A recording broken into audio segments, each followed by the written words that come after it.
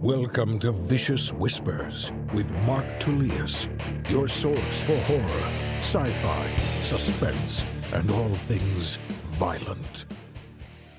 Thank you so much for joining me today on Vicious Whispers with Mark Tullius. I am back at home. I'm in California. Got back late Monday night. Originally, I was going to fly back on Tuesday, but I missed my family too much. And I was able to change the flight, so it wasn't a big deal. I got a shitload done, though. It was a pretty incredible trip. Very happy with everything I accomplished, all the people that I met. Yeah, just super cool. Got a ton of stuff done, all kinds of positive things. As soon as I got home, I had two kind of negative days, high anxiety, a little depressed. A lot of that was probably from going from the high of the convention, nonstop work, to coming home, needing to clean the house, clean the dishes, clean laundry, just do all kinds of house stuff, do homeschool. So there was a lot of just that sort of stuff going on, just, regular life. So that was a little bit tough, but I had an awesome therapy session today. I try to do them every Monday, but this week got switched to Thursday. But it was excellent. Definitely learning a lot, able to go over a lot of stuff. Before we get into that, I just wanted to remind you we have a short story at the end of the book. That'll be from Twist Reunion. This one is going to be Woodshop Aftermath. Hope you guys enjoyed that one. Also, want to let you know that Untold Mayhem is free on Kindle Unlimited beginning Friday, and I think it goes until Monday or Tuesday. It's a 5-day period. I just switched all the books, or nearly all my books, back to Kindle Unlimited. Before, I would have some people complain, say, "Oh, I want to read on Apple. I want to read on Kobo. I want to," but you know what? No one really wanted to because, yeah, there were very, very few sales from all those sources. Whereas on Amazon, when it's in KU, I'm able to have free days. Just works a lot better. All my reviews are up on Amazon, so it would take too long to try to build up a following through the other retailers. So I went ahead and switched it. There are some books that are still on those retailers, but for the most part, I think 16 of my 20 books are on Kindle Unlimited. So you can check those out. And this week, like I said, Untold Mayhem will be free. Today is the last day of the giveaway. I'm doing a Try Not to Die giveaway where you can actually have a chance to get killed in one of the books. I think in book 11. Book 11 or book 12. At the end of it, I'm going to have a little thing where I'm going to kill a reader. So that should be a lot of fun. I was going to start the other giveaways immediately, but I need a little bit of time. I'm just overworked, got so much on my plate, it's fucking ridiculous. And so I will begin that one next week. And I think it's going to be every 3 weeks. We'll have the next giveaway going on. So the first one will be having you guys vote on which book you like best, either Grandma's House, Bright Side, or Pandemic. So which of the Try Not to Dies. And then 3 weeks after that, we'll do books 4 through 6, then 7 through 9, then 10 through 12. Books 11 and 12 should be out by then. I filmed from Tennessee last week, and I believe I was talking about Andrew Nauschberg's Trying to Die in the Shadowlands, just how amazing it was. What was super cool was I had Jay Bauer on one side of me. He's one of my co-authors. So at the Tennessee Book and Readers Convention, I had my table. To my left was Jay Bauer. So we were able to have so many cool conversations about our book, just about writing, about life, all kinds of cool shit. Awesome getting to know him better. And then I had Andrew Najberg right next to me. I read his book, Galatok. Loved that one. That was when I asked him to do a Try Not to Die. He's doing his based off of his world from The Neverborn Thief. I had been starting to read that. That's a young adult book. I got about 50 pages in, but then Robert turned in his Try Not to Die. Andrew turned in his, so I just went ahead and started reading both of them. I've already sent Roberts to the editor, and then Andrew, I was able to talk to him all about it. I was able to do the edits at my table at the convention whenever there was no one there. So if I didn't have anyone ask me about the books, I was simply working on his edit. And the nice thing was I was able just to hand all those papers back to him. I didn't have, I mean, man, it was probably the cleanest Try Not to Die that I received, or one of them for sure. I didn't have a whole lot of notes, not too many suggestions. Instead of having to take all that home and put the notes into the computer and then send it to him, I was able just to hand him my paperwork. So that was super cool. Nice getting that out of the way. Today I received the Escaping the Cult, the first draft of the cover. We're going to make some changes, but it's a cool first draft. I still need to get on that rewrite. have maybe about half done.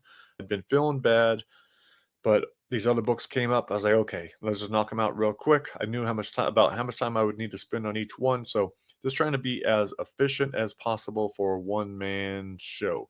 Like I don't want to have everything just wait for 2 or 3 weeks while I'm trying to finish up a rewrite. When though I could be getting those covers made, I could be having an editor work on something. There's a lot of shit going on. I just did something the other day. I was looking at, okay, how much money do I need for each of these books? I need the cover, I need the editing, I need the advance. Those are the main costs. And then later on, there's marketing and shit like that and cost of books. But just a general idea. And I was looking at what I'm currently working on and when they should all be done. Currently, I'm working on about 9 books. 7 of those books will probably be done in the next 5 months. And there's so many other books that I'm not even taking into consideration that are probably going to be dropped on me during that time. But it's all good. I'm excited about it. I enjoyed doing this stuff. One of the cool things about the Tennessee Book and Reader Convention was just another reminder that my co authors are fucking awesome people. Jay, awesome. Andrew, awesome. Robert, awesome. He was there. I got to talk with Wrath White, my old kickboxing instructor, MMA instructor from Vegas. That was amazing being able to talk with him. Had an incredible conversation. We're going to talk about him doing a Try Not to Die. Talked with Megan Stockton, who put on the entire event. It was such a cool event. She seems awesome. I had so many people recommend her for Try Not to Die. So we've been talking. Starting the year, we're going to go deeper. We'll figure out exactly what her Try Not to Die will be. Talked with Candace Nola briefly. She was interested in doing one. Again, I was just telling everyone, well, I can't even touch this until next year. That's the earliest just because of how slammed I am. I had to tell lots of authors that it just wasn't possible. Again, I'm a one-man army. This is an expensive venture, a big commitment on our part, between the advances, editing, books, all this shit, conventions, it can get kind of pricey, but it's well worth it. I think the books are going to take off, and yeah, and I'm super proud of them. It's always awesome to see how readers respond when they find out that they're interactive. People get so excited about it, and so that is not going to die. That is not going to end. I know it's just a matter of getting the books in front of people. This weekend, I will be going to HorrorCon LA. I have a booth there. That should be pretty amazing. That's here in Los Angeles. So, yeah, I'll be doing that on Saturday and Sunday. And I think it should be a lot of networking. Probably not so much the public, not selling a lot of books, I don't think, but it'll be talking to directors, producers, all those kinds of people in the horror field. So that should be cool. And because I'm one of the few authors that are there, my stuff should stand out a little bit more, which is cool. I may even take Dirk the Demon with me. He really wants to go, but we'll see. Oh, last week I was talking about the custom axe I got. Here it is for you guys that want to check it out. So this is what I received right before I left for Tennessee. Let's see how sharp the blade is. Nah, I better not do that. Anyhow, I dig the way it looks. Pretty fucking cool. I'm gonna put that somewhere in my house. I'm not sure where. Maybe by the front door in case there's intruders, but we shall see. I won't be bringing the axe to HorrorCon, but I'm very excited about the event. Should be awesome. Now I want to go a little bit into something I talked about in therapy today. About I'm going to have to start doing meetings with the boss. Well, not that I have to, but I think it's a good idea. My therapist suggested it because we realize that my boss is kind of an asshole. I'm the boss. I'm kind of an asshole to myself, only to myself. I think I'm really cool with everyone else. I try to respect everyone. And that was kind of the point of our conversation about doing this meeting with the boss is I treat myself in ways that I would not treat an employee, that I would not treat a friend, that I would not treat another person. Like an example is, on this trip, I was working on the plane the entire 5 hours, both ways. I was working in my hotel all the time. Sometimes I was driving and working a little bit. I was doing meetings. I was always trying to figure something out. Also went and visited Steve Montgomery and his gym, got to train there. But again, the main point was to talk with Steve about our book, Super High. So again, more work. I come home, And then I was kind of upset that I wasn't getting anything done. So on Tuesday and Wednesday, I didn't get a whole lot done. That was really bothering me. Same with today. I kind of let it go after therapy today because, we were talking about that. Like, would I expect that from a co author? Would I expect it from an employee to go work their ass off on the plane, work their ass off at the event, after the event, before the event, on the plane again, go home and work, and then have to spend the weekend at a convention working all day long? Like, no, I wouldn't expect anyone else to do that. I wouldn't ask them to. I wouldn't want them to, but I expect myself to. So I have to catch that kind of stuff. And so I'm just trying to chill a little bit more. It is difficult because I have so many things that are close to completion, or like they're not going to get done if I don't work on them, like Angel's book. I won't get that rewrite done if I don't sit down and actually just do it. So there are things that I need to do, but I also need to give myself a little bit more grace, a little bit more compassion, and not treat myself like such a jerk.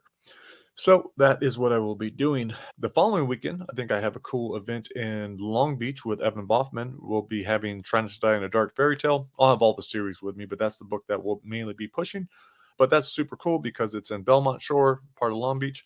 I used to live down there, used to hang out down there all the time. So it'll be really cool sharing the series down there. And it's a short event, not like these other ones.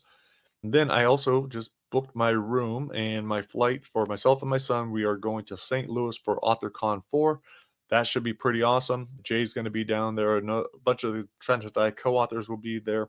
So yeah, I'm excited about that. Meeting new readers, meeting other authors, and just connecting with people. So, and it'll be really fun to have my son with me on this one. I was a little bit bummed he wasn't able to go to the last one, but again, it ended up being a good thing because then I was able just to work. I was able to concentrate on all of my stuff. I didn't have another little stressor, so that was a good thing. Ended up being good. But yeah, so I think, you know what? I think we're gonna keep this short because I'm looking at my notes. I was like seeing all the different things I still kind of need to do or want to do. So I'm gonna get on those things because I still need to edit this. And then I need to write a newsletter tonight and or tomorrow. And then on Friday, I could relax a little bit before I go do the event. And by relax, I mean work on Angel's rewrite because yes, I'm gonna get that shit done. I swear, Angel. So everything is cool. I'm ordering a bunch of covers. Just got Angel's Rough one. We're gonna rework that one. But then I need to put in the order for Trying Not to Die in This Damned House. That one's gonna be ready to go fairly soon. And Trying Not to Die in the Shadowlands, we got a really cool idea for that one. I think that's gonna be a cool ass cover. Try Not to Die by Your Own Hand. Renee just finished writing her portion of it. She hasn't sent to me yet, but I'm going to check that out. Might even get the cover started as soon as all these other ones are finished, but I'll put in that order as well. So, yeah, all kinds of great stuff happening over here. Pretty exciting. Yeah, I'm pumped about the series. Grateful for everyone that is reading it, encouraging me to keep doing more. All these authors that are excited about it, that want to contribute, that is super awesome. That's the kind of stuff I need to really motivate me. So, really digging that. Yeah, so I think let's go out on that. Let's go out on this story. So again, this is from Twisted Reunion. So if you haven't read that or listened to it, check that out. But hopefully you will enjoy this story. This is Woodshop Aftermath, narrated by T. Quillen off of Twisted Reunion. Thank you guys for listening. I hope you have an incredible week, and I'll talk to you later. Peace.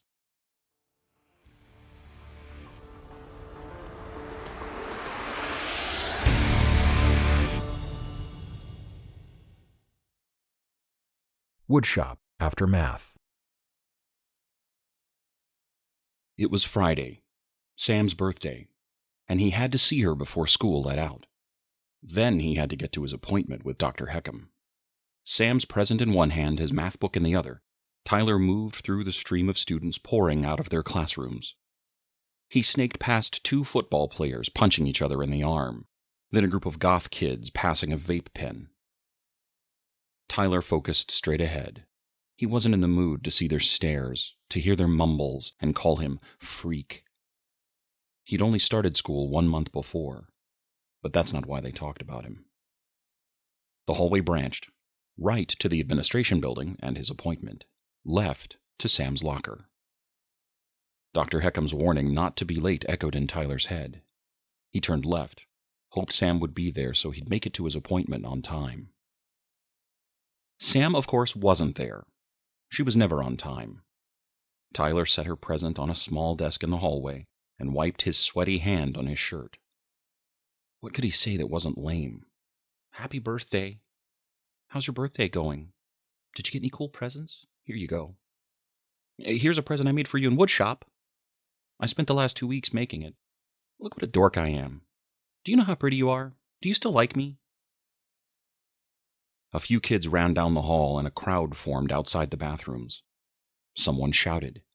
Tyler picked up Sam's present and found himself at the back of a crowd when he heard a girl plead. Stop it! It was Sam. Tyler pushed his way into the middle of the throng.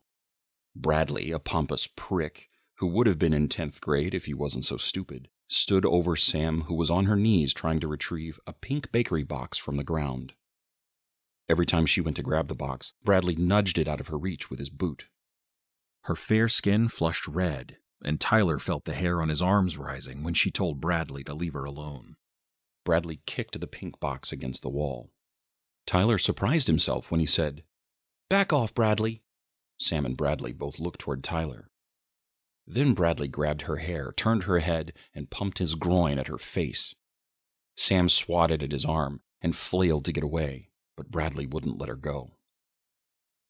Bradley, I'm not kidding, Tyler said, trying to keep his voice from cracking. Bradley talked so loudly everyone in the hall could hear. What are you going to do about it, psycho? Yeah, Hector chimed in from behind Bradley, his raised middle fingers a clear indication of what he thought about Tyler. What are you going to do about it? Pull a Newtown? Kent, their little dork follower, stood next to Hector, grinning his idiot grin, then twisting his face into his rendition of a psychopath. No, man, this guy's all Virginia Tech. He's like the Energizer Bunny. He'll just keep going and going and going. 3-on-1 with a whole bunch of kids to watch him get his ass kicked. But Tyler wasn't walking away from the only girl who'd ever stood up for him. A locker slammed shut at the far end of the hall and Hector jumped. Tyler dropped Sam's present and his book. It didn't matter if he was smaller than them. It didn't matter that he was all by himself. Bradley chuckled, kept Sam down with his hand on her shoulder. Are you serious? Check this loser out, Tyler said. Let her be. Bradley stared down at Sam's chest. She's a big girl. She can take care of herself. I'm not telling you again. Bradley let go of Sam and took a step toward Tyler. Or what? Or what? What are you going to do, you little psycho? Bradley stuck out his chest, what they called puffing in juvie. Kids did that when they were scared deep down, and they were usually the ones who got their butts kicked. That's what Tyler tried to tell himself as he looked up at Bradley. Pretending he was someone else, someone stronger and more confident, Tyler said, I'm not scared of you or your little buddies. Oohs and ahs came from the crowd. Before Bradley could respond, Tyler took a step toward him. Donnie was a lot bigger than you are, Tyler said, his voice flat and dead. No one said a word. Bradley looked like he wanted to say something but kept his mouth shut. A teacher that Tyler hadn't seen before came out of a classroom and yelled for them to break it up before she called the principal. Tyler couldn't help but notice she focused on him the whole time. Even teachers he didn't know had heard of him. They were convinced he was the monster the papers made him out to be. Tyler turned back to Bradley, but the punk and his friends were walking away, heads held high as if they hadn't just chickened out. If Bradley really wanted to fight, he would have done it in front of the teacher. In juvie, Tyler had witnessed one kid jump another one right in front of an officer, stabbing that kid's neck with the sharpened end of his plastic fork 1, 2, 3, 4 times before the officer pulled him off. The rest of the crowd dispersed while Tyler helped Sam off the ground. She thanked him but didn't need to. The way she looked at him was enough to make him take on a dozen guys.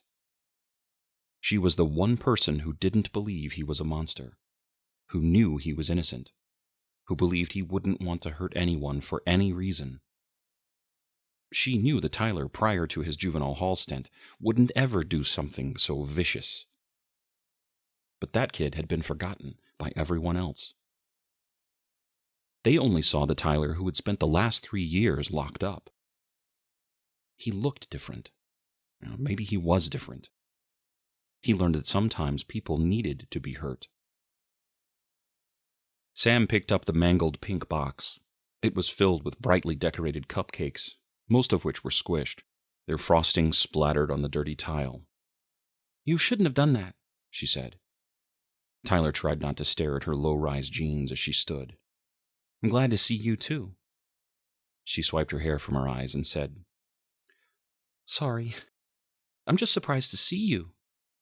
She kicked her locker closed. "Don't you have your appointment today?" Tyler wasn't listening. He scoured the floor for his present, spotted it by a row of lockers. Luckily, it hadn't met the fate of the cupcake box. He picked it up, gripped the wooden cylinder, not sure if he should give it to her.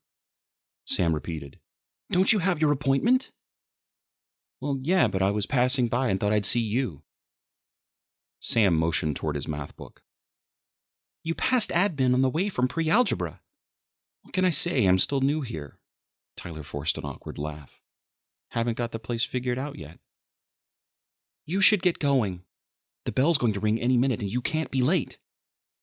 "Then we better hurry." Tyler grabbed her hand. "I'm walking you to class." Sam hesitated before following. "You can't walk me down the hall. I don't want you to ever get in trouble because of me again." Tyler almost said that he would do anything for her, that she was worth it. "What's that?" she asked, indicating her present. He almost offered it to her and wished her a happy birthday, but he saw the clock. Less than 2 minutes. Sam told him to just go. Tyler began to pull her in the opposite direction. "Woodshop's over here. I said I'd walk you to class." Sam complained, but not too much, and hurried with Tyler to the lone building outside the double doors, where the loud noises wouldn't disrupt the other classes. At the door, Sam looked down at her mangled box of cupcakes. "These are ruined. I worked so hard on them," she said. "You made your own cupcakes for your birthday?" Her look said she was surprised he remembered. Tyler said, "I thought you hated Jenkins. Why take the cupcakes to Woodshop?" "I need all the brownie points I can get. Jenkins hates me, especially when I don't wear a skirt he can look up." Tyler changed the subject, worried he wouldn't be able to talk if he thought about her smooth thighs peeking out from under a skirt. "You do just as well as any of the boys in there. You'll find out that doesn't always matter. You'll find out that doesn't always matter." Unable to think of anything clever to say, Tyler simply said, "Well, that sucks." The bell was going to ring any second, but Tyler didn't care.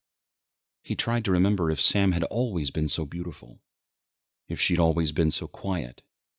He wondered if her dad still drank too much, if things had gotten any better at home. 15 feet from the door, the bell sounded, signaling the start of 7th period. Tyler opened the door and held it for her. "Will you just go?" Sam begged. "I really don't want to see you get in any trouble." Tyler nodded, started jogging backwards. "I have a present for you. I'll give it to you after school." She smiled before she turned to head inside. Mr. Jenkins, with his creepy mustache and safety goggles, ushered her in. Someone inside the class whistled. It was Bradley, who was sitting at the table closest to the door. The prick patted the empty chair next to him, telling Sam he had another place for her to sit if she didn't want to sit there. Tyler headed back, didn't care that Mr. Jenkins was in the middle of roll call. He pushed open the door all the way. "Excuse me?" Mr. Jenkins said, clearly pissed. "Go take your Ritalin or whatever it is they give nutjobs like you," Bradley said. Hector and Kent laughed. Mr. Jenkins snorted. Tyler didn't waste any words, just headed straight for Bradley. The look of surprise on Bradley's face was priceless as he pushed back the chair, struggling to get to his feet. If Tyler had been any quicker, and if Sam hadn't yelled at Tyler not to do anything stupid, Tyler would have embarrassed Bradley in front of the entire class. But Mr. Jenkins was quick. He blocked Tyler's path, a 2x4 in his right hand, his left hand extended like a crossing guard. "Don't you have somewhere to go?" "Yeah, go to see your shrink," Bradley pointed at Tyler. You and I will talk after school." Tyler imagined how good it would feel to rip the wood out of Mr. Jenkins' hand and bash Bradley's face. "Ignore him," Sam said. "I can take care of myself." Without looking at her, Bradley, Hector, Kent, or any of the other assholes laughing at him, Tyler spun around and headed for the administration building. He was late. His heart was pounding. He took deep breaths and practiced Heckham's positive thinking drills, told himself that Bradley wouldn't really try to fight him after school, that the punk would end up chickening out. He tried to forget about Mr. Jenkins threatening him with the lumber, and he concentrated on the smile Sam gave him when he told her about the present. Tyler pulled out the wooden cylinder he'd only finished the night before. He hoped Sam would notice the effort he put into the picture-perfect alignment of the bracelet she'd given him back when he was in the detention facility. Sam and Tyler, best friends forever, the bracelet said. He wondered if she knew how happy he had been to get it from his mom when she visited him. He wondered if she knew that bracelet was what got him through so many lonely, scary, miserable nights. Maybe someday she could be more than just a friend. Tyler entered the office, nodded at the secretary, and headed to the last door on the left. He stopped in his tracks when he saw that his mom sat across from the stuffy old Heckham. "What are you doing here?" he asked. This couldn't be good. "Your mother is here because I asked her to come in." Heckham folded his wrinkled hands. "The real question is, why are you late?" "I forgot I had to come today. I got all the way to Woodshop before Mr. Jenkins reminded me." Heckham glanced in the folder. "You have Woodshop first period." I'll have to put this into my report to Officer Wright. I warned you that I would." Tyler shrugged his shoulders, trying to seem like he didn't care, but he did. "Should I also add insolence?" "It doesn't matter what I think, so do whatever the fuck you want." "Tyler," his mom said, "watch your language." "And have a seat," Heckham said. Tyler did as he was told, well aware that Heckham would love to bury him in the progress report to Tyler's probation officer. Tyler took a deep breath and said,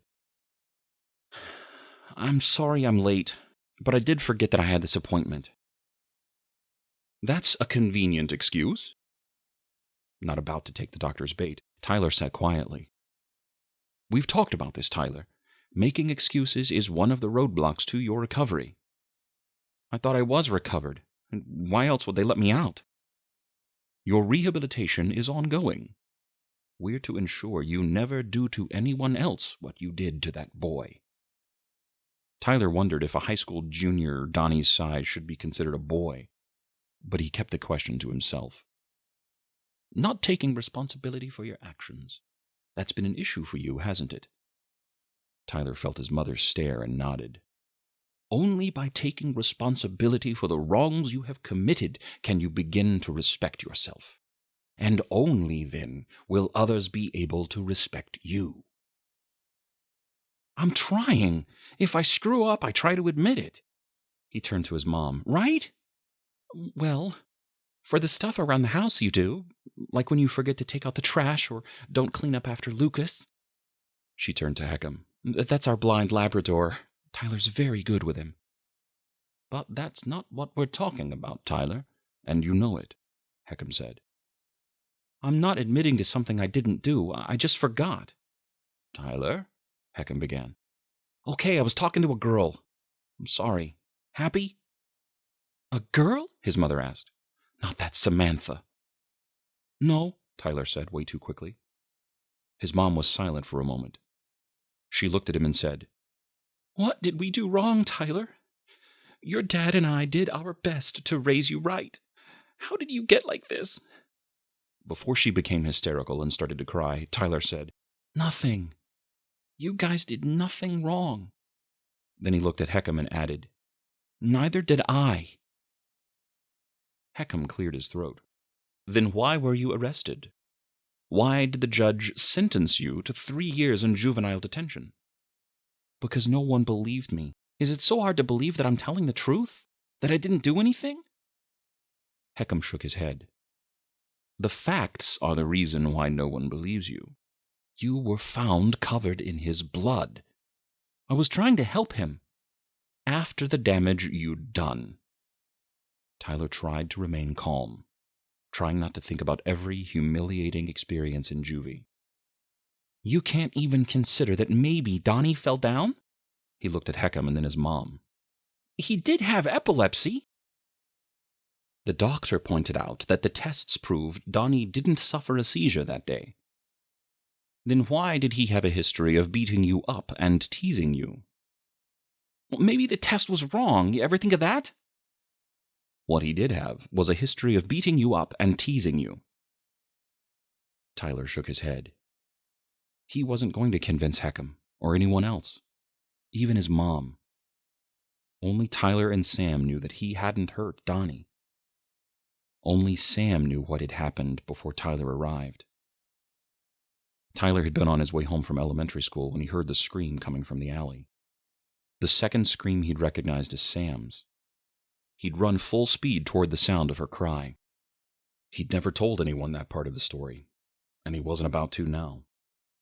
Heckham wouldn't have believed him anyway, and he couldn't bring up Sam in front of his mom, who always said there was something wicked about that little girl,